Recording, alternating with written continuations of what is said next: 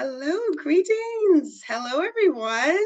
Welcome to February season of our WCEG Network on the WCEG Talk Radio.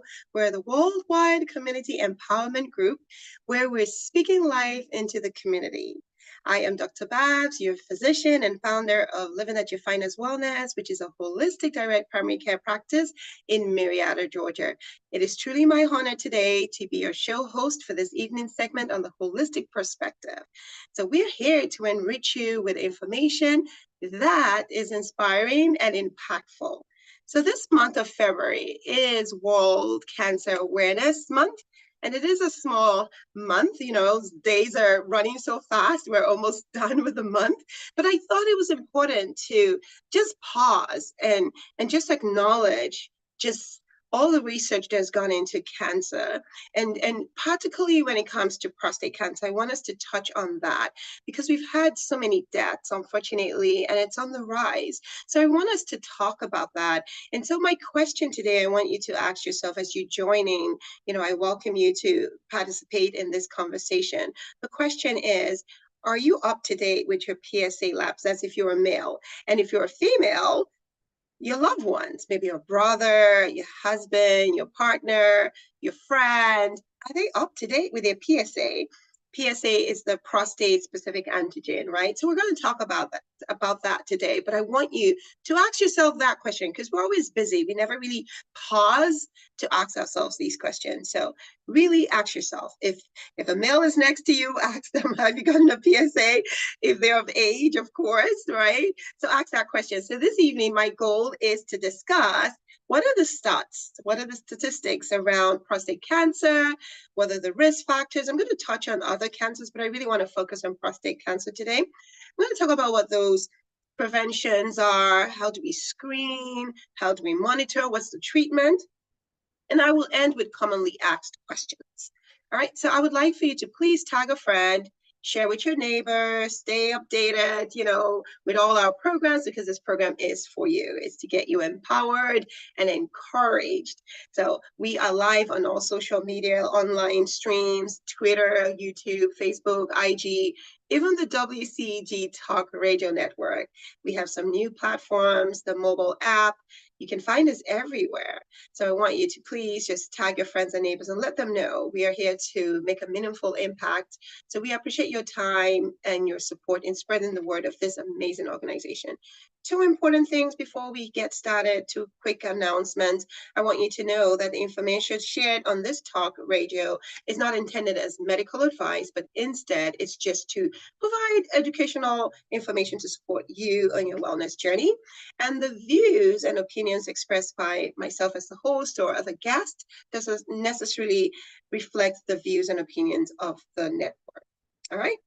I like to always start off with a quote, an inspirational quote. And the one that I have today says, time and health are two precious assets that we don't recognize and appreciate until they're depleted. All right. So that is by Dennis Waitley. So very important. Let's just pause. Let me say that again. Time and health are two precious assets that we don't recognize or appreciate until they have been depleted. So we don't want to be depleted today. We don't want to be depleted at all of all our energy and all of our time. So that's why we're here today to have these conversations. All right. So yeah, so let's get ahead. Let's go ahead and get started. I have a few slides to share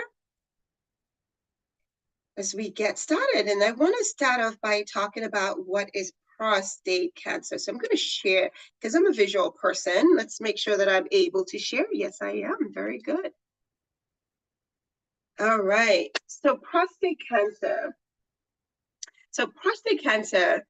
Let's start with what prostate is. Prostate is a male reproductive organ. All right. So in anyone that identifies as a male, you have a prostate. And as you can see in my diagram, it sits just right beneath the bladder. And its main role is to produce the fluid, the semen, right, for reproduction. So it sits right under the bladder. And really, when cancer occurs, as you can see in the picture on the right, it is where you have abnormal cells reproducing within the prostate gland.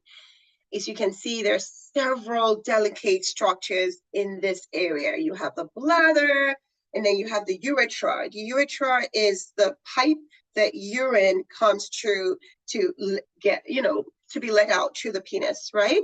So that is all the structures that you have around the prostate. The prostate, as you see, is right beneath, and then you have the urethra, as I mentioned. So it's important to point that out so that you know.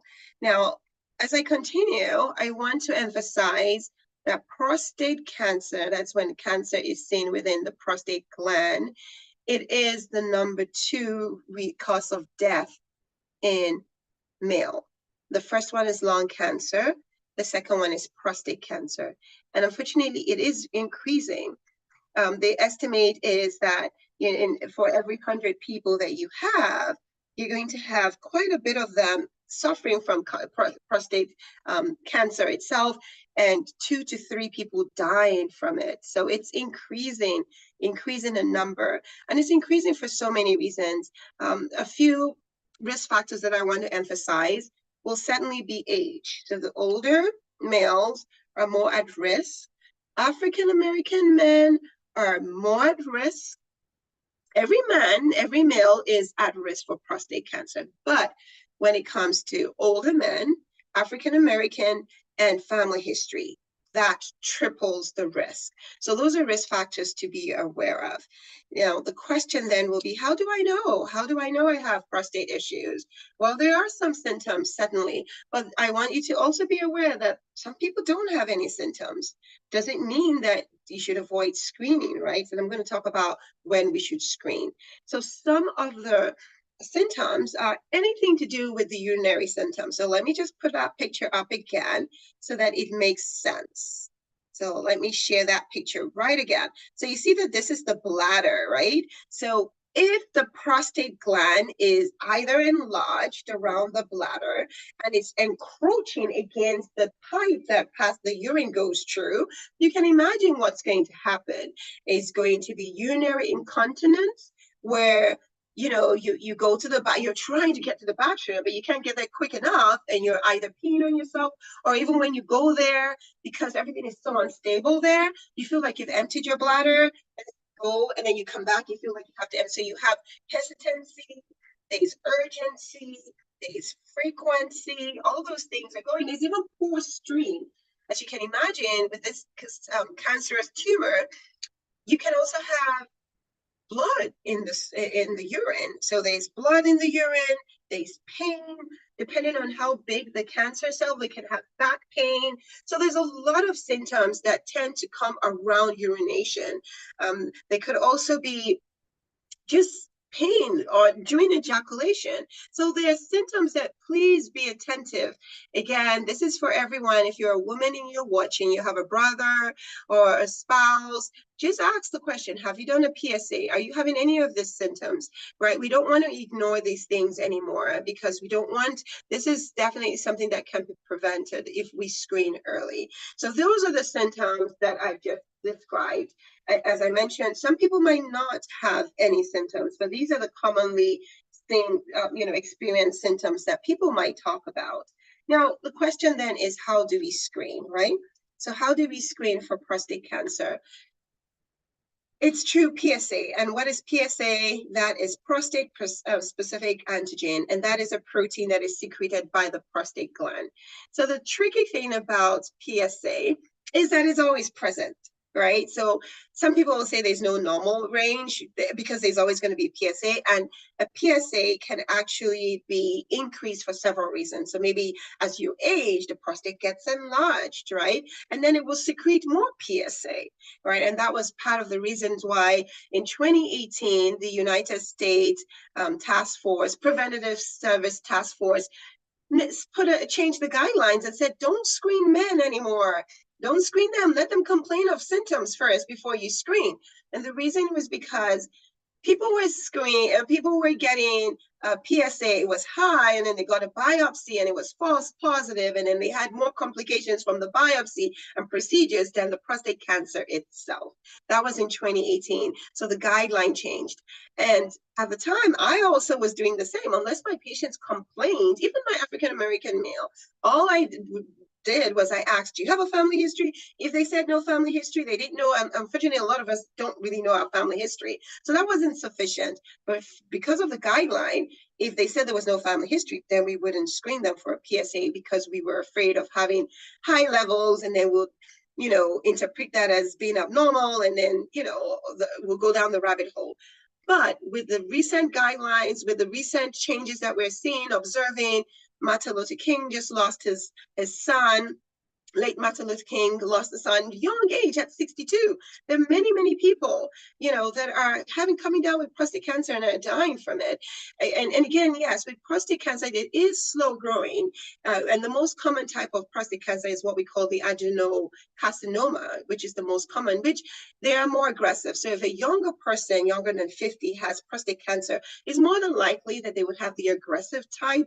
And there are several other types of cancer. So depending on which type will kind of determine the prognosis.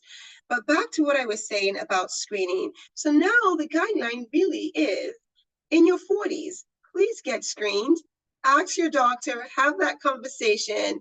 Even if your insurance is not going to cover it, please find where you can get prostate blood test. I've always ordered it for my patients, even when I was in the traditional healthcare system. I ordered it, and I had a senior colleague that said, "Well, everybody has nocturia," and what nocturia means, just waking up at night to pee. That was a ICD-10, 9, 10, the ICD-9 that we would put, the ICD-10 rather, I meant to say, we would put that just so that it could be covered by insurance. Because again, as you guys know, insurance might not want to cover, so we always have to find a way to justify.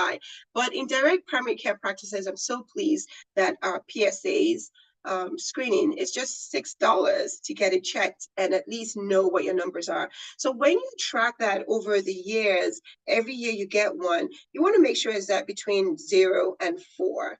If you have a big bump one year, it's maybe 3, and then there's a big bump to 10, then you definitely want to have your physician or your provider to do a rectal exam, which we call the digital rectal exam, just to see the size of the prostate. Is it enlarged? Are there abnormalities when you feel? I know it's uncomfortable, but it needs to be done, right?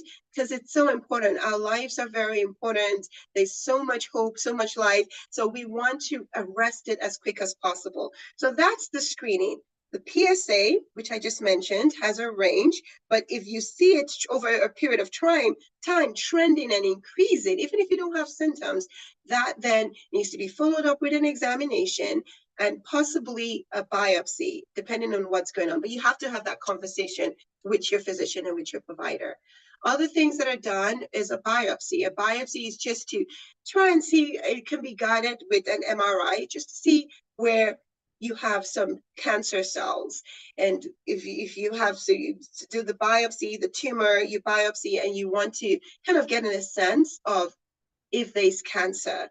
Now, let me share this picture because this you probably might have heard of. This just gives you a staging for prostate cancer. So it's called the Gleason-Paton scale. And really what this does is if, for instance, there's an increased trend of the PSA numbers, it's supported by a rectal exam that shows an enlarged prostate, or there are symptoms, you do a biopsy, it could be guided with an MRI. These are the things that give the score, right? So how differentiated is it? Is it poorly differentiated, just means so many abnormal cells, or is it just well differentiated? So this is, if you've ever heard anyone talk about the score, this is what they're talking about, score of 1 to 5. So these are the steps that certainly need to be followed, but it has to be in a collaborative understanding with your physician when you get this done. And this, if you were a primary care provider, they would already refer you to a urologist, right? So if they do a PSA and it's high, they do a rectal exam, follow-up would need to be done with a urologist because they're the ones that would do a biopsy, and then they're the ones that would proceed to what the treatment of choice is. So let me pause a little and just say a few words about the reason why there was a slowdown in PSAs being administered. Again, back to the false positives. A lot of people had complications from having biopsies because they're complications. They can be, suddenly, especially if there was nothing to worry about in the first place. So things like pain, right, blood in the semen, or infection. There's always a risk of infection, and other things in terms of treatment. Could it cause erectile dysfunction? Could it end up causing bowel problems, just because of all the things that are around that prostate? So those were some of the reasons. But now we've seen that the benefit outweighs the risk of those complications. And that's what we always have to look at, to have that well-informed conversation about what your risks are. If there's a family history, if age is an issue, if you're having all those symptoms, the benefit of going down that track outweighs the risk of not, because God forbid it's prostate cancer and then it claims a life. So that's why we always want to check that. All right, so I'm going to move on now to treatment, and then we'll wrap up with commonly asked questions.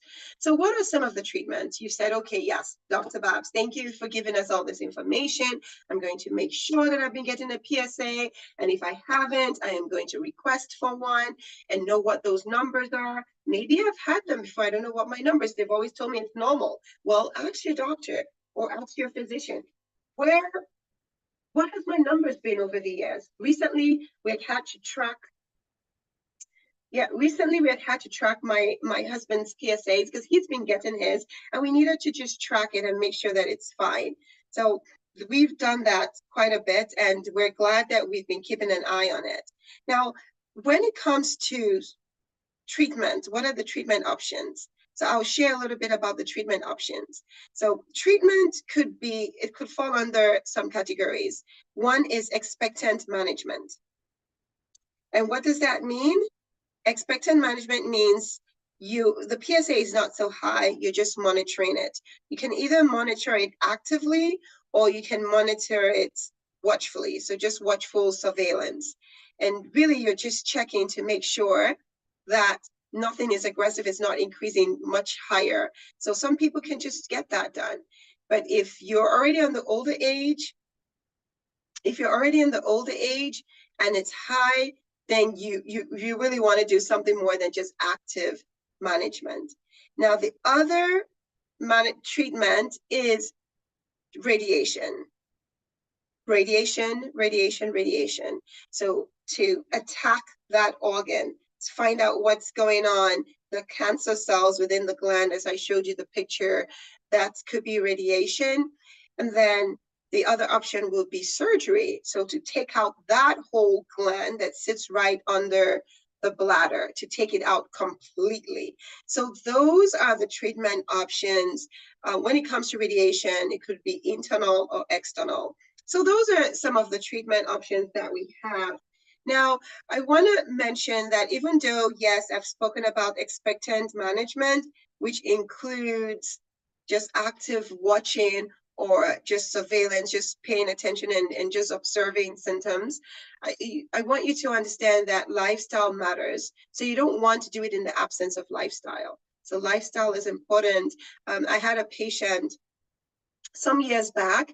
So he was diagnosed with prostate cancer, and unfortunately the oncologist, they did what they needed to do, and he had surgery, but nobody spoke to him about his food, because when it comes to cancer, those are abnormal cells that feed off inflammation. So feeds off sugar, feeds off foods that are just acidic foods. So unfortunately, he wasn't informed about changing his diet. So his diet, unfortunately, was this SAD diet, SAD diet, the standard American diet. So he was just feeding that cancer, even though the cancer was taken out.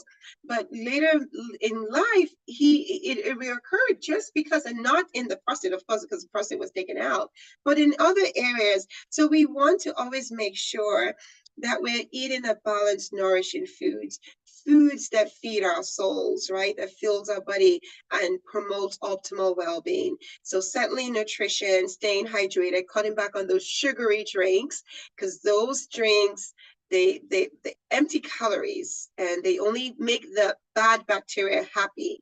So nutrition, certainly. Physical activity also matters. moving, getting that blood pumping, getting the blood flowing properly so there's no stagnation, so that there's no extra weight. If there's extra weight, that takes a life of its own and becomes inflammation. Whenever we have excess weight on us, it secretes what we call cytokines, which are a lot of pro-inflammatory agents.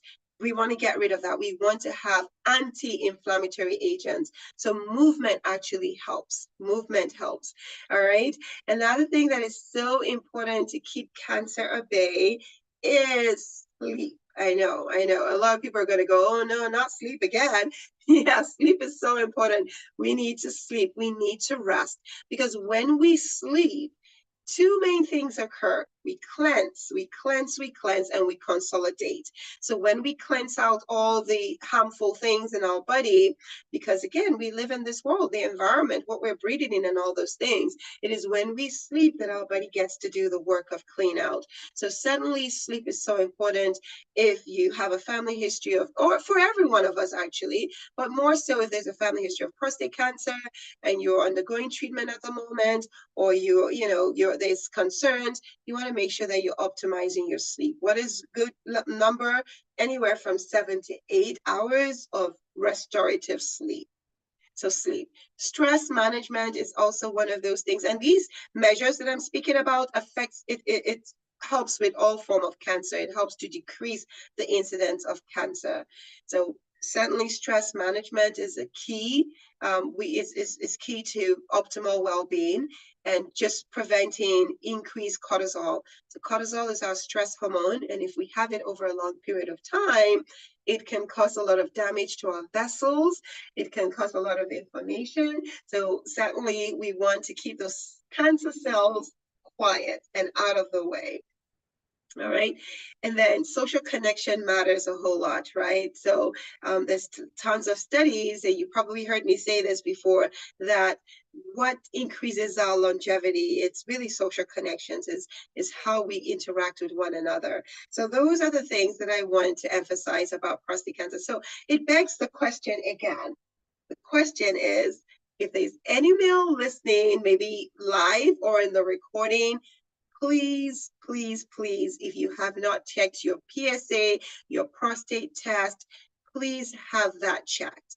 Talk to your healthcare provider, talk to your physician, and let them know that you're concerned and you want to check.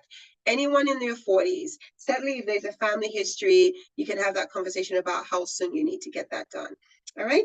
Now, other things, I'm going to shift gears, and as I believe it was February 4th that it was World Cancer Day. Other cancers that we need to be aware of suddenly is colorectal cancer, and that the guidelines have changed for that when you're 45, which I believe might change soon again, where we all get a screening colonoscopy. So that is important. We all know about the mammograms, which we get. Guidelines have changed. That used to be, it was 40, then they changed to 50, but have that conversation with your healthcare provider to make sure that you're up to date on that. Okay. Other screenings that we need to be aware of: pap smear. Pap smear for our women, you need to get that once you turn 21, and it's between every 3 to 5 years. So depending on where you are, if you're over 30, I believe the guidelines have changed for that, it's every 5 years. So you want to make sure that you're up to date with your screening for pap smears, mammograms, colonoscopies, all the things that can prevent, when you say you're screening, you're checking for signs of cancer. There's a screening that I haven't mentioned, which is lung cancer screening, and that's for people that smoke. Whether you've been smoking for 20 years or you've quit within 15 years, and you're within a certain age, so between 50 and 80, you want to get screened for lung cancer. So those are the basic screening tests that I want to go over. So let me talk about commonly asked questions. If there are some questions and you want to share those, I'm happy to go over those, or maybe if you come back later, if you think of a question, feel free to put that in. I'll circle back and answer. So one question that I have that is commonly asked is, well, do I have to get a rectal exam for every annual physical? So it used to be standard where males will get a rectal exam, they get the finger and examine their prostate for general. But again, back to the guidelines in 2018 where they were finding that there was a lot of false positive. I would say what is recommended now is really to do a PSA first, because there's several things that it can increase your PSA, right? The PSA is the test that we check for prostate cancer. So you don't want anything to influence your PSA. You don't want anything to influence your PSA levels. So you want to do the blood test first, and then depending on, I mean, of course, if you have symptoms, then you can do the rectal exam. But if you do the blood, if there are no symptoms and you do the PSA and it is high, then you want to follow up with a prostate exam. Certainly, you want to do that. Other things that can increase a PSA, and that's a question that has been asked before, are certainly if you there are some medications that have been known to increase a PSA, so be mindful of that. Certain procedures, right? Just sexual intercourse also can increase a PSA. In terms of BPH, and what BPH means is a benign prostate hypertrophy. So with age, the prostate is going to enlarge, right? So it's going to get bigger, and the bigger it is, it can secrete more PSA. So that's why you want to look at the trend over years, right? So a benign prostate hypertrophy can increase your PSA. And what would distinguish the difference certainly is doing the examination to see how it feels, if it is rough against the edges or if it is smooth. And another aspect is certainly the biopsy. All right, let me tell you the third question that is commonly asked, and then we will begin to round down on this topic. So another question that I get asked quite a bit is, what are my risks of dying of a prostate cancer? And I think I already alluded to it when I was talking, that prostate cancer is a slow-growing cancer for the most part, right? Now, prostate cancer is found in a much younger person. We find that is usually more of the aggressive type, but we found that on autopsies of much, much older men, they actually had passed from other things like heart issues than the prostate. So it's slow growing. But having said that, though, it doesn't mean that you should not check. Know what your numbers are, right? We don't want to guess. We want to test. So I encourage, and I've changed my practice now, especially given the climax and what we're seeing, is year of age, we're going to do a PSA. We're going to check. We're going to see what's going on. We're going to ask those questions. We're going to make a comprehensive evaluation of where you stand and what your needs are. So I hope that has been helpful. I've given some commonly asked questions. If anything else comes up, please feel free to run those by me. But I want to thank you so much for just taking the time to listen in today. Your time is valuable, and in this World Cancer Awareness Month, we're referring to prostate cancer that's on the rise. I want you to again ask yourself this question: are you up to date? If you're listening, have you checked? And if you have, kudos. Keep checking, right? Once a year at least. And if it is high, your doctor, your physician, have that conversation about how often to monitor it. Or if you know somebody in your life, tell them, ask them. I have two brothers. I reached out to them. I was like, have you checked? My brother-in-law, have you checked? Right? So let's be each other's keeper, right?